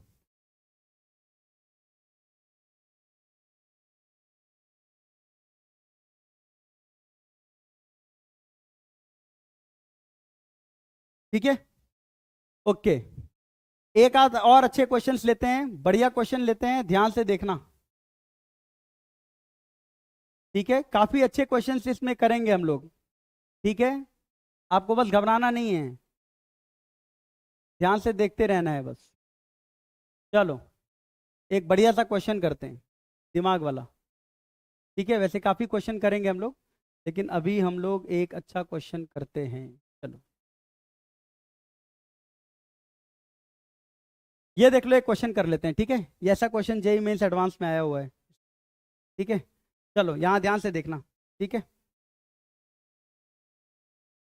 इफ आई बराबर 1 से n तक, where n is an even integer, is an arithmetic progression with common difference 1। और ये देखो यार, n इवन लिखा हुआ है, ध्यान से देखना, यहाँ पर n क्या लिखा है, इवन लिखा है। कल के क्लास में हम लोग बहुत अच्छे क्वेश्चंस, एडवांस लेवल के क्वेश्चंस करेंगे। आज पहला क्लास था, थोड़ा बेसिक क्लास था। कल हम लोग काफी इंपॉर्टेंट क्वेश्चंस इसी पे डिस्कस करेंगे, क्योंकि हमने बेसिक चीजें क्लियर कर ली है। तो कल हम लोग जो लेवल है उसको भी बढ़ाएंगे, ठीक है। तो अभी इस क्वेश्चन को देखते हैं पहले, उसके बाद हम लोग बात करेंगे, ठीक है। जरा देखना ध्यान से। अब जरा बताओ, ए आई का जो सम है वो 192 है ना बेटा। तो आपने लिख दिया कि A1 A2 A3 और AN तक का जो सम है वो है 192, 192। बहुत ध्यान से देखना, बहुत तगड़ी बात करेंगे, बहुत इंपॉर्टेंट बात करेंगे, ध्यान से देखते रहना, ठीक है। अगर क्वेश्चन को बहुत ध्यान से ये देखना है कि सोचना कैसे है।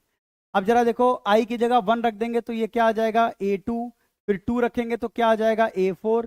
3 रखेंगे तो क्या आ जाएगा, A6। और n/2 रखेंगे तो क्या आ जाएगा, AN, and that is equals to 120। Okay, अब आपको अगर इस क्वेश्चन को सॉल्व करना है तो देखो, n इवन पहले से ही लिखा है क्वेश्चन में। तो आप इस क्वेश्चन को दो तरीके से कर सकते हो। एक होता है कि नॉर्मल मेथड। नॉर्मल मेथड क्या है, बच्चे क्या करेंगे, बच्चे नॉर्मल मेथड से ये कर सकते हैं, वो गलत नहीं है, मैं ये नहीं कह रहा हूं कि वो गलत है, दैट विल, वो टाइम टेकिंग है। तो एक तो ये कर सकते हैं, यहां पर देखो एक मेथड मैं बता दे रहा हूं तुमको। तुम लिखोगे कि सर आप n टर्म का सम ले लीजिए, n/2 लिख लीजिए, और फिर ध्यान से सुनते रहना बस, 2A1 लिख लीजिए प्लस n-1 लिख दीजिए, और कॉमन डिफरेंस तो बड़ा अच्छा है, 1 दिया हुआ है तो 1 लिख लीजिए, और ये वैल्यू आ गई 192, ठीक है ना। इस वाले में क्या करेंगे, A2 plus A4 plus A6। ध्यान से देखो, इसमें जो टर्म्स हैं वो क्या हो गए हैं, आधा हो गया ना बेटा, क्योंकि देखो एक एक छोड़ करके टर्म्स लिखे गए, तो आधा टर्म्स हो गए हैं। जब आधा टर्म हो गए हैं तो n/2 टर्म्स हो गए हैं, ठीक है ना। कितने टर्म्स हो गए हैं, n/2 टर्म्स हो गए हैं, तो ये हो जाएगा n/4। और इसका जो पहला टर्म होगा वो क्या होगा, 2A2 होगा, क्या होगा, 2A2 होगा, प्लस यहां पर भी number of term -1 into common difference. Common difference यहां क्या आएगा बताओ, A2 और A1 का डिफरेंस कितना है, 1 है, तो A4 और A2 का डिफरेंस कितना होगा, 2 होगा। भाई दो दो टर्म छोड़ करके है ना, तो कॉमन डिफरेंस कितना हो जाएगा, 2 हो जाएगा। तो यहां पर कॉमन डिफरेंस क्या हो जाएगा, 2 हो जाएगा, ठीक है। बराबर कितना हो जाएगा, 190।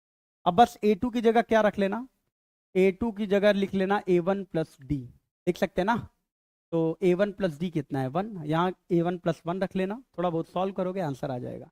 ये एक ऐसा मेथड है जो दुनिया करेगी और इसमें टाइम ज्यादा लगेगा, ठीक है। थोड़ा स्मार्टली सोचो, तो जरा इसको थोड़ा स्मार्टली अगर सोचे तो देखो स्मार्ट मेथड क्या है, what is the smart method.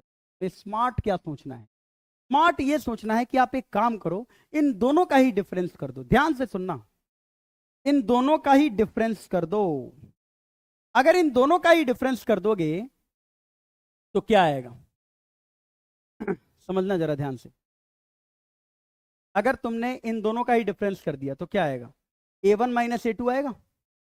अगर तुमने इन दोनों को ही घटा दो तो इसमें तो सारे टर्म्स लिखे हुए हैं, और इसमें क्या क्या लिखा है जरा देखो, A2 A4 A6 इवन वाले टर्म्स लिखे हुए हैं। तो अगर सारे टर्म्स में से इवन वाला टर्म घटा दोगे तो बचेगा क्या बताओ, ऑड वाले टर्म्स। ऑड वाले terms A1 plus A3 plus A5 और AN-1।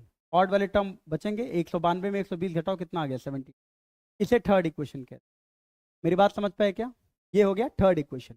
अब एक काम करो, जो तुम्हारा फर्स्ट इक्वेशन है और जो तुम्हारा, ये तुम्हारे पास आ गया ना, ये तुम्हारे पास सेकंड इक्वेशन है मान लो, ये तुम्हारे पास फर्स्ट इक्वेशन है। फर्स्ट और सेकंड को घटाए, फर्स्ट में सारे टर्म्स थे, सेकंड में इवन वाले टर्म्स थे।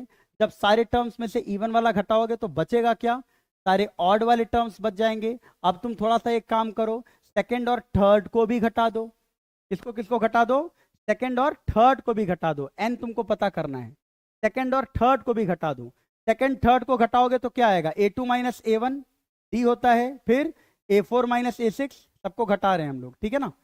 A4 D हो गया, उसके बाद जरा देखो A4 माइनस A3 वो भी D हो गया, फिर A6 माइनस A5 वो भी D हो गया, और AN माइनस AN माइनस 1 वो भी D हो गया। तो ये D D D हर बार ऐड हो रहा है।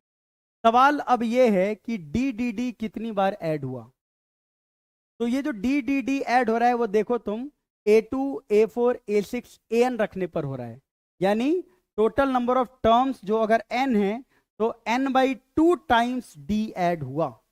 और ये आ गया 120 में से 72 माइनस कर दो, कितना आ जाएगा? 48।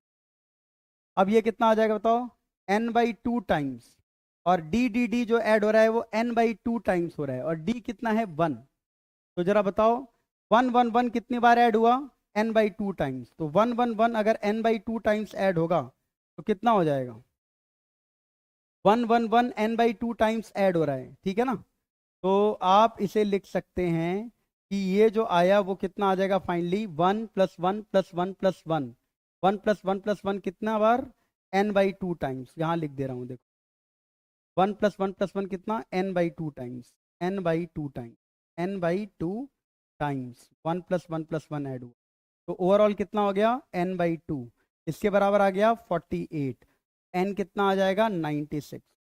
n की वैल्यू कितनी आ गई? 96। बोलो बोलो बोलो बोलो। ठीक है, ठीक है।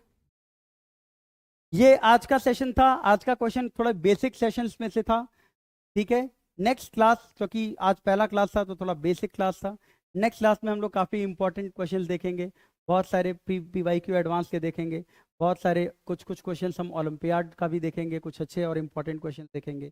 कुछ कुछ ऐसे क्वेश्चंस देखेंगे जिसमें अभी तक जेई ने बात नहीं की है, लेकिन आने वाले टाइम में बात कर सकता है, ठीक है।